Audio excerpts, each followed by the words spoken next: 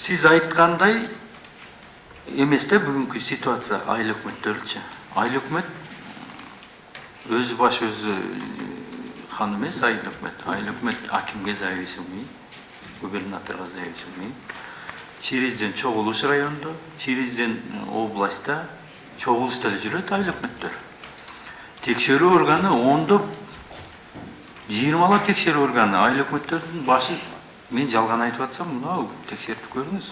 Текшерүү органдарынан чыкпайт. Bir gün алынысы барат, прокуратурасы, bir gün фин полициясы, там bir gün башкасы барат. Текшерүүдөн башы көтөрүлбөйт. Айыл өкмөттөрдүн көпчүлүгү дотацияда. Буту колу байлануу сиз айткандай эмес, менин оюмча. Алар райондон башы көтөрүлбөйт. Айыл өкмөт өзүнчө кыймылдап көрсүн. 5 мүнөт алып коет айыл өкмөттө. Оңой эле.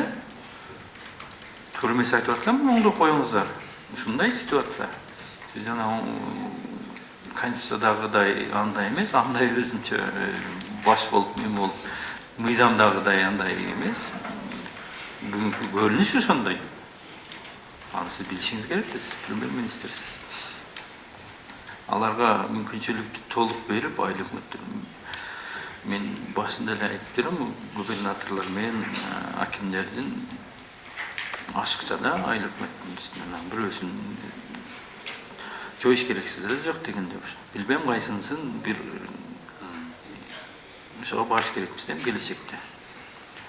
Бирок ал келечегибиз чозулуп эле келатат да, мен көп жылдан бери айтып келем.